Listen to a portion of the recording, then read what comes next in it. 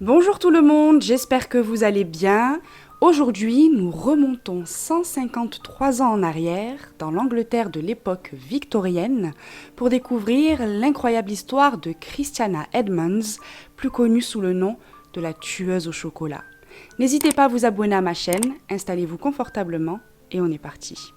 Christiana Edmonds est née le 3 octobre 1828 à Margate, au sud-est de l'Angleterre. Elle est l'aînée de William Edmonds, un célèbre architecte à l'époque, qui a dessiné notamment le phare de Margate, la Holy Trinity Church à Margate et également la Holy Trinity Church à Dover. C'est aussi la fille aînée de Anne Christiana Byrne, la fille d'un capitaine de la marine royale. Christiana a 4 frères et sœurs. Un frère prénommé William, 2 sœurs prénommées Mary et Louisa, et un autre frère appelé Frédéric Thomas. Malheureusement, Frédéric Thomas ne survivra qu'1 an et 4 mois, et peu de temps après, Anne Christiana mettra au monde une petite fille prénommée Hélène, qui, elle, ne survivra que 4 mois. Les Edmonds vivront très mal ces 2 pertes et auront du mal à se relever. Mais malgré tout, les enfants restants auront la chance de grandir dans un milieu très privilégié et ils iront même dans les écoles les plus prestigieuses. En 1842, Christiana, fraîchement diplômée, retourne vivre chez ses parents et elle fait la rencontre du petit dernier, son petit frère, prénommé Arthur. Mais les malheurs semblent continuer à s'abattre sur la famille Edmonds, puisqu'à partir de 1837, leur fortune ne fait que diminuer à cause de problèmes de gestion de l'entreprise du père de famille et également des accusations d'escroquerie. Les Edmonds ont perdu tellement d'argent qu'ils se voient contraints de vendre leur maison secondaire. Et s'ajoute à ces problèmes financiers le déclin de la santé mentale et physique de William, le père de famille. Il devient violent. Il perd la tête et il a même contracté la syphilis après avoir eu plusieurs aventures en dehors de son mariage. En 1843, c'en est trop pour Anne Christiana qui décide pour la première fois de le faire interner de force à l'asile. Mais il n'y restera qu'1 an puisqu'en 1844, il rentre à la maison car sa santé mentale semble s'améliorer. Mais ça ne va pas durer puisqu'en 1845, il sera de nouveau envoyé à l'asile pour lunatiques de Peckham où il restera jusqu'à la fin de sa vie en 1847. À 20 ans, Christiana est décrite comme une femme très caractérielle malgré sa beauté et ses bonnes manières de grande dame, comme on dit. D'ailleurs, la jeune femme ne tarde pas à se faire diagnostiquer une hystérie, la fameuse épidémie qui semble frapper 1 femme sur 4 dans l'Angleterre de l'époque victorienne. À une époque où la santé mentale est encore un domaine très méconnu, voire très tabou, et aussi une époque très misogyne, on a tendance à diagnostiquer de l'hystérie à tout va aux femmes qui pourraient en fait simplement souffrir de dépression, de bipolarité, d'épilepsie, et parfois même le simple fait pour une femme de demander le divorce suffit à la faire déclarer hystérique et la faire enfermer. Après ce diagnostic, la famille Edmonds part s'installer au 16 Gloucester Place à Brighton. Dans les années 1860, Christiana a maintenant 40 ans et est ce qu'on appelle une vieille fille. Elle n'a jamais été mariée et elle vit sous le même toit que sa mère et sa sœur Mary. Et elle s'ennuie dans sa vaste demeure. Ses privilèges lui permettent de s'ennuyer à une époque où beaucoup sont ouvriers et doivent travailler des jours et des nuits entières pour gagner un maigre salaire qui leur permette à peine de survivre. C'est là qu'on la présente au docteur Charles Beard, un médecin très réputé et très respecté dans la ville qui habite juste en face de la famille Edmonds. Charles est marié avec Emily Beard, avec qui il a 3 enfants, et très vite, une sorte d'amitié naît entre le docteur et Christiana, et il accepte même de la prendre comme patiente pour ses problèmes d'hystérie, mais également de névralgie, une pathologie qui provoque de violentes douleurs, notamment à la tête, au visage et aux bras. En dehors des consultations médicales, il lui raconte ses voyages et ses aventures en Italie quand il était encore à l'armée. Et elle, passionnée de dessin et pour le remercier de sa gentillesse, elle dessine pour lui des modèles anatomiques qu'il accroche au mur de l'hôpital de Sussex. Christiana visite souvent les Beard et elle se met à écrire des lettres à Charles. Beaucoup de lettres, jusqu'à 3 fois par semaine. Le docteur est très flatté par ses nombreuses attentions et si vous voulez mon avis, il aimait bien savoir qu'il plaisait et avoir l'attention d'autres femmes. Ce petit jeu va durer 2 ans, 2 ans durant lesquels Emily, la femme du docteur, ne sait rien de cette relation épistolaire. Les lettres de Christiana pour son docteur se font de plus en plus passionnées, à tel point qu'un jour, il décide que c'en est trop et demande gentiment mais fermement à la femme d'arrêter de lui écrire. En 1870, Christiana rend visite à Emily Beard et elle ne vient pas les mains vides. Elle offre à la maîtresse de maison une jolie boîte de chocolat au cœur fondant de la boutique de John Maynard, des chocolats très appréciés dans la ville. Mais lorsqu'Emily croque dans l'un de ces chocolats, un terrible goût amer et désagréable lui envahit la bouche, à tel point qu'elle recrache le chocolat et se débarrasse de la boîte. Le soir même, Emily se plaint de fortes douleurs au ventre et elle est prise de diarrhée. Elle en parle à son mari tout en mentionnant la boîte de chocolat offerte par Christiana plus tôt dans la journée, et Charles lui recommande fermement de garder ses distances avec cette femme. Heureusement, au bout de quelques jours, Emily se rétablit, mais Charles est bien décidé à tirer au clair cette histoire puisqu'il sait que Christiana est parfaitement capable d'empoisonner sa femme pour prendre sa place. C'est déterminé qu'il se rend chez les Edmonds et il accuse directement Christiana, qui va évidemment nier en bloc et même s'indigner en disant qu'elle-même était tombée malade après avoir mangé des chocolats de chez John Maynard. Charles va croire la femme et même regretter un peu ses accusations puisqu'il est vrai qu'en ce moment, dans toute l'Angleterre, on dénombre de nombreux cas d'intoxication alimentaire depuis que les entreprises et les usines ont décidé de réduire leurs coûts de production. Mais cette histoire continue à travailler le docteur qui, en janvier 1871, retourne chez les Edmonds pour confronter Christiana à nouveau et l'accuser une nouvelle fois d'avoir tenté d'empoisonner sa femme. Cette fois-ci, Christiana et sa mère s'énervent un bon coup et le menacent même de le traîner en justice s'il continuait ses accusations calomnieuses. Sans preuve, Charles se voit obligé de retirer ses accusations et il décide même de ne pas impliquer la police de peur de créer un scandale. Mais Christiana sent que Charles reste très suspicieux et qu'il n'est pas prêt à la laver de tout soupçon. Alors elle a un plan. Et quel plan ? Et si d'autres personnes au hasard dans Brighton tombaient soudainement malades à cause des chocolats de John Maynard, Christiana serait ainsi blanchie. À partir de mars 1871, elle met son plan à exécution. Sa première victime, un jeune vendeur de journaux. Cachée sous un voile épais pour ne pas être reconnue, elle tend au jeune garçon une délicieuse boîte de chocolat et ce dernier ne tarde pas à tomber malade. Sa gorge brûle, il vomit et il souffre de raideurs musculaires. Mais heureusement, il finit par se rétablir après une semaine passée à l'hôpital. Le même mois, l'empoisonneuse se rend dans une papeterie où elle laisse discrètement un petit sac de chocolat sur le comptoir avant de sortir de la boutique. Mais le fils du propriétaire, l'ayant vu faire, se précipite hors du magasin pour rendre ce sac à la femme et lui dire qu'elle avait oublié quelque chose. Mais à peine sort-il du magasin que la mystérieuse femme avait disparu. 4 jours plus tard, Christiana retourne à la papeterie, sûrement pour constater les dégâts qu'elle avait causés, mais elle est très déçue en apercevant le garçon qui la reconnaît et lui rend ses chocolats. Alors, elle lui dit que ce n'est pas du tout les siens et qu'il ferait bien de les manger très vite, puisque le propriétaire ne reviendrait sûrement pas les réclamer. Le garçon ne se fait pas prier et il en mange 10, malgré le goût métallique des chocolats. Inévitablement, dans les jours qui suivent, le garçon tombe gravement malade, avec de la fièvre, des vomissements et des raideurs musculaires, mais miraculeusement, lui aussi s'en sort et il finit par se rétablir. Dans les semaines qui suivent, Christiana retourne à nouveau à la papeterie et elle abandonne encore une fois un petit sac de chocolat sur le comptoir de la boutique avant de s'éclipser discrètement. Lorsque le garçon va trouver les chocolats, cette fois-ci, il va immédiatement les jeter dans le feu.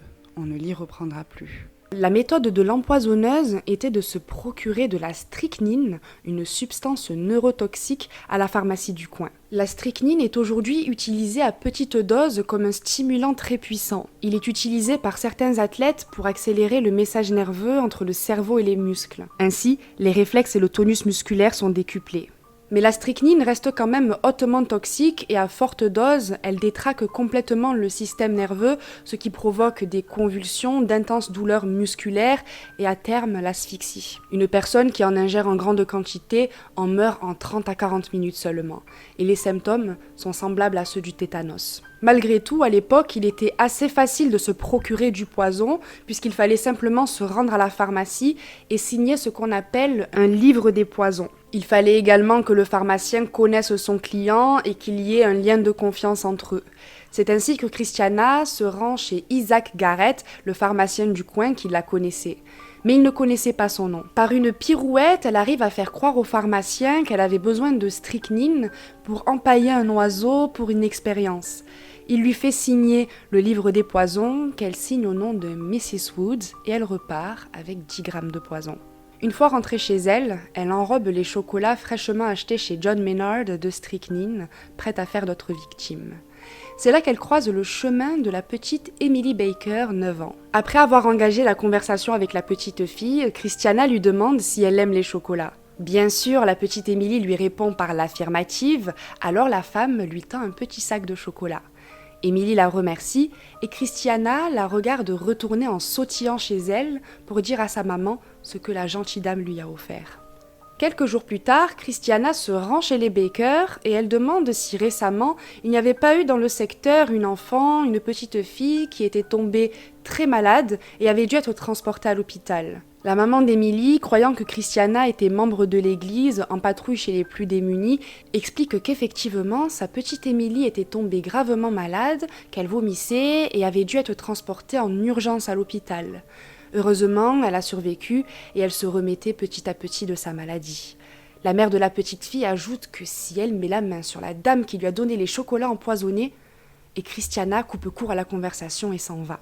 C'est là que Christiana se rend compte pour la première fois que ce n'est pas forcément malin de distribuer elle-même les chocolats, alors elle développe une nouvelle stratégie. Dans les semaines qui suivent, elle demande à des petits garçons qu'elle croise dans la rue d'aller lui acheter des chocolats chez John Maynard contre de l'argent. Une fois sa commande arrivée, elle échange les chocolats tout neufs contre les chocolats qu'elle a empoisonnés et elle prétend que les garçons se sont trompés et leur demande gentiment d'aller les échanger chez John Maynard. Ainsi, elle avait toujours des chocolats tout neufs prêts à être empoisonnés. Et le chocolatier, ne se doutant de rien, remet les chocolats empoisonnés en boutique et les vend à des clients au hasard. Christiana, elle-même, ne manquant pas de culot, se rend un jour chez John Maynard et se plaint d'avoir été empoisonnée par ses chocolats. C'est le choc pour le chocolatier qui, en 28 ans de carrière, n'a jamais reçu de plainte et au contraire, c'est vraiment le chocolatier incontournable dans Brighton et tout le monde s'arrache ses chocolats. De bonne foi, il accepte de faire tester ses chocolats pour voir s'ils ne contiennent pas d'ingrédients toxiques. Bizarrement, les tests ressortent négatifs à la strychnine. Soit les chocolats envoyés n'étaient pas empoisonnés, soit la personne chargée de ces tests n'avait pas le matériel adéquat. Christiana peut sereinement continuer son épopée criminelle et avec le temps, elle s'est même liée d'amitié avec le pharmacien qui lui fournissait la strychnine, toujours sous le nom de Mrs. Wood. Un jour, elle demande au pharmacien une forte dose de poison pour achever un vieux chien en souffrance. Évidemment, le pharmacien ne réfléchit pas à deux fois et il lui fournit le poison. Et bizarrement, c'est le chien du voisin, pourtant en excellente santé, qui tombe gravement malade et finit par rendre son dernier souffle. Un taxidermiste examine la pauvre bête et détermine qu'elle a été empoisonnée. On sent que Christiana a vraiment pris goût à ce qu'elle faisait et que ses actes dépassaient maintenant largement son plan initial qui était d'empoisonner quelques personnes pour être lavée de tout soupçon dans l'empoisonnement d'Emily Beard. En juin 1871, l'empoisonneuse se rend chez son pharmacien pour lui demander une nouvelle dose de strychnine, cette fois-ci pour se débarrasser de chats errants qui l'importunaient. Mais le pharmacien est choqué par cette requête et il lui dit que non, ce serait une méthode bien trop cruelle. Elle arrive cependant à le convaincre et retourne une nouvelle boîte de chocolat empoisonné à John Maynard. Le 12 juin 1871, un certain Charles Miller est en visite à Brighton avec son neveu, le petit Sidney Barker, âgé de 4 ans. Bien évidemment, il faut un tour chez l'incontournable chocolatier et Charles achète une boîte de chocolat qu'il va consommer avec Sidney.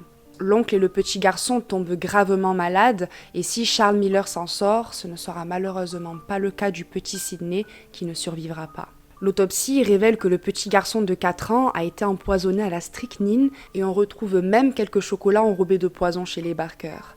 Mais pour la première fois depuis cette épidémie d'empoisonnement au chocolat, les regards se tournent vers le chocolatier John Maynard. Un lien est fait entre ces nombreux cas d'empoisonnement soudain et la consommation de chocolat, et John Maynard est arrêté dans son magasin pour être interrogé par la police. Mais il est rapidement rayé de la liste des suspects. John Maynard était vraiment un homme respectable et respecté qui confectionnait lui-même ses chocolats à la main et n'utilisait aucun produit chimique dans sa préparation. Il va même plus loin puisqu'il n'utilise pas de poison tout court dans sa vie quotidienne et pour chasser les rats, il utilise simplement son chat. Pour prouver sa bonne foi et par pure précaution, Maynard décide de se débarrasser de son stock entier de chocolat. Mais le pauvre homme, comme vous pouvez vous en douter, va pâtir de cette mauvaise presse parce que les autorités vont conseiller aux habitants de Brighton de ne pas consommer les chocolats de Maynard et de toute façon un élan de paranoïa s'est déjà élevé dans toute la ville. Christiana entend évidemment parler du décès tragique du petit Sydney et loin d'être émue par sa mort et loin d'éprouver quelques remords, elle s'empresse d'écrire une lettre des plus étranges à son bien-aimé, le docteur Charles Beard. Ce qui est curieux, c'est que Christiana ponctue la lettre de citations poétiques et de mots en italien, comme la sposa, pour parler d'Emily Beard, la femme de Charles, ou la madre, pour parler de sa mère à elle. Un peu comme si elle voulait faire l'intéressante, se faire passer pour quelqu'un de très intelligent et de cultivé.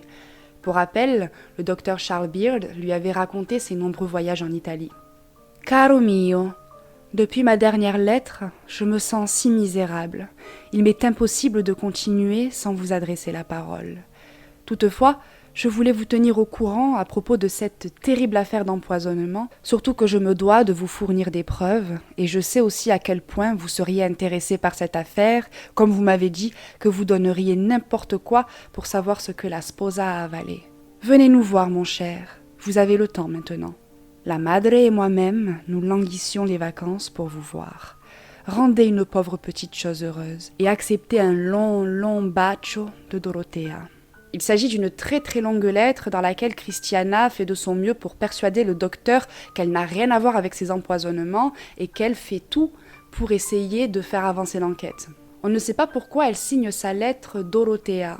Certains pensent qu'elle s'est créée un alter ego avec le temps, mais d'autres pensent que Christiana était atteinte d'un complexe de supériorité et qu'elle faisait là référence à Sainte Dorothée, vierge et martyre, torturée pour sa foi chrétienne. En tout, Christiana enverra 3 lettres anonymes, dont une à la famille de Sydney Barker, pour les inciter à se retourner contre le chocolatier suite à la mort de leur petit Sydney. Des lettres qui ne seront pas du tout bien reçues par leurs destinataires, puisque les Barker vont directement les amener à la police, tandis que Charles Beard va à nouveau se rendre chez les Edmonds pour demander à Christiana de cesser une bonne fois pour toutes de lui écrire. Il lui dit que de toute façon, il avait montré ses lettres à Emily et qu'à partir de maintenant, il ne voulait même plus la revoir. Christiana bout intérieurement. Elle fait les 100 pas dans sa chambre, répétant « Je vais devenir folle, je vais devenir folle !» Ce à quoi sa mère lui répond « Mais tu es déjà folle !» Peu à peu, un inspecteur commence quand même à suspecter Christiana puisque, bizarrement, à chaque fois qu'il y a un cas d'empoisonnement, la femme fait parler d'elle.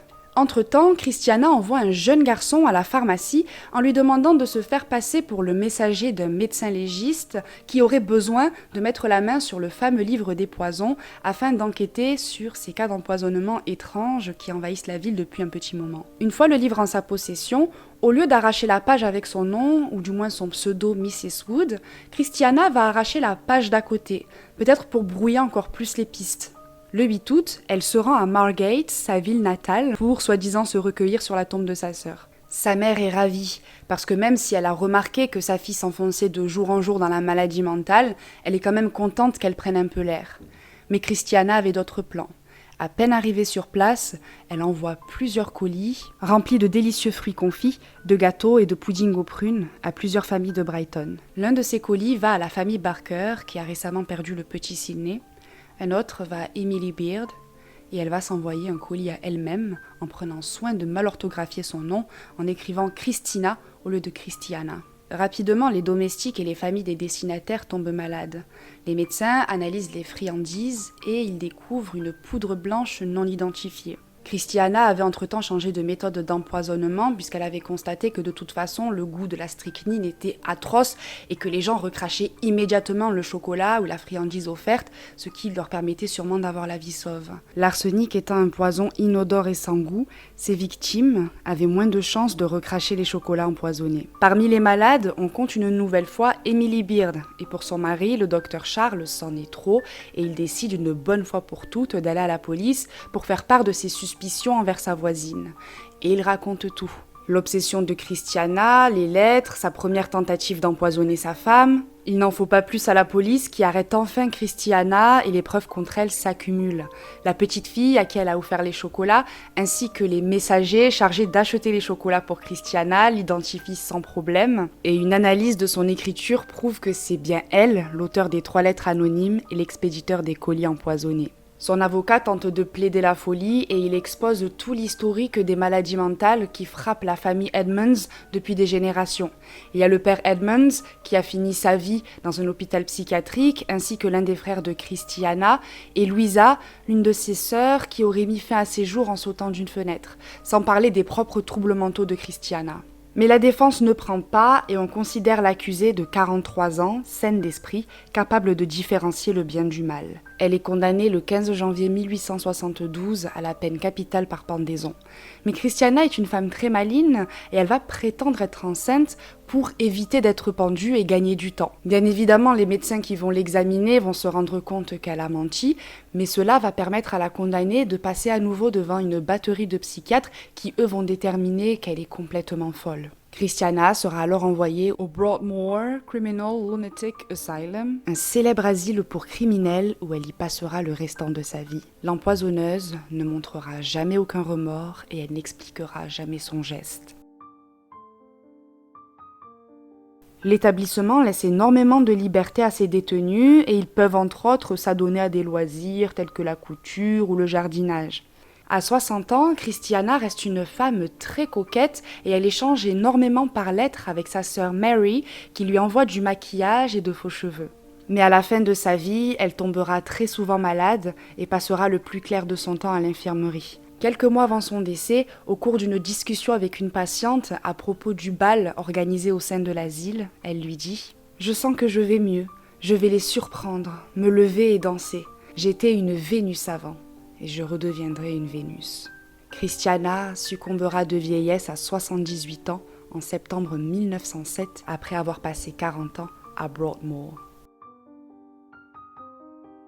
Cette affaire a fasciné et continue de fasciner puisqu'à l'époque, il était inconcevable qu'une femme censée avoir l'instinct maternel, censée être douce et coquette, puisse être en fait foncièrement mauvaise. Et pourtant, pour l'époque, Christiana a toutes les caractéristiques d'une psychopathe, voire d'une tueuse en série. C'était une femme très centrée sur elle-même et qui adorait attirer l'attention.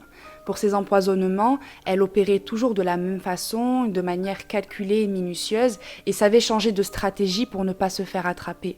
Mais sans toutefois passer inaperçue, puisqu'on l'a vu qu'à plusieurs reprises, elle a fait en sorte de s'inclure pendant l'enquête. Par exemple, dans ses lettres, elle parle à plusieurs reprises d'une jeune femme qui a demandé des analyses de chocolat empoisonné, ou alors quand elle s'est envoyé un colis de chocolat à elle-même pour ensuite crier sur tous les toits qu'elle aussi avait été empoisonnée. Enfin, même si Christiana n'a réussi à empoisonner mortellement qu'une seule de ses victimes, ce qui est déjà beaucoup, on sait que son intention était clairement de tuer, sinon elle n'aurait pas changé de poison en cours de route pour être sûre que ses victimes ne recrachent plus le chocolat par exemple. Quant au mobile de ces crimes, même si Christiana n'a jamais expliqué son geste, on pense que comme elle était déjà fragile psychologiquement, elle n'a vraiment pas supporté d'être rejetée par son grand amour, le Dr Beard.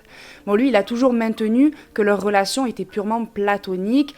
Bon, on se dit que forcément, il aimait bien plaire, il a peut-être joué là-dessus, mais apparemment, ils n'ont jamais eu de relation et que Christiana, en fait, s'était accrochée à un amour qui n'existait pas finalement. Mais bon, ce mobile reste quand même très léger, vu les dégâts qu'elle a commis et sa motivation à vraiment décimer pratiquement toute la ville de Brighton. Alors on se dit que c'est peut-être l'accumulation de plusieurs facteurs qui l'ont poussée à commettre ce geste. Il y a ses troubles psychiatriques, son amour rejeté, mais aussi l'ennui et la frustration d'une femme de 40 ans, jamais mariée et vivant toujours sous le même toit qu'une mère surprotectrice. Son petit jeu dangereux a sûrement dû lui donner de l'adrénaline et surtout du pouvoir, elle qui était si narcissique, puisque tel Dieu, elle semait la mort et la maladie autour d'elle. Une autre chose qui m'a surprise dans cette affaire, mais finalement pas tellement puisque c'était l'époque, ce sont les normes d'hygiène. À l'époque, on pouvait facilement acheter de la nourriture, des chocolats par exemple, les trifouiller chez soi, faire je sais pas quoi avec, puis les ramener au magasin et le vendeur ne posait pas de questions et les remettait en vente pour d'autres clients. Enfin, aujourd'hui on se dit c'est complètement lunaire, mais c'est vrai qu'à l'époque ça se faisait et ça a forcément joué un rôle important dans ces cas d'empoisonnement. Une autre raison pour laquelle Christiana a pu empoisonner tranquillement autant de personnes au début, tout en passant inaperçue, c'est parce que les entreprises et les usines commençaient à peine à essayer de trouver des méthodes pour réduire un maximum leurs coûts de production, notamment dans l'industrie de la nourriture, et j'ai lu qu'ils mettaient vraiment tout et n'importe quoi pour réduire un maximum leurs coûts. Par exemple, il était très fréquent de couper la farine ou le sucre avec du plâtre, puisqu'il avait l'avantage d'être sans danger, sans goût et de couleur blanche. Donc on pouvait quand même avoir de bonnes miches de pain bien blanches avec beaucoup moins de farine et de l'autre côté des bonbons bien enrobés de sucre qui font bien envie alors que la moitié du sucre est en fait du plâtre.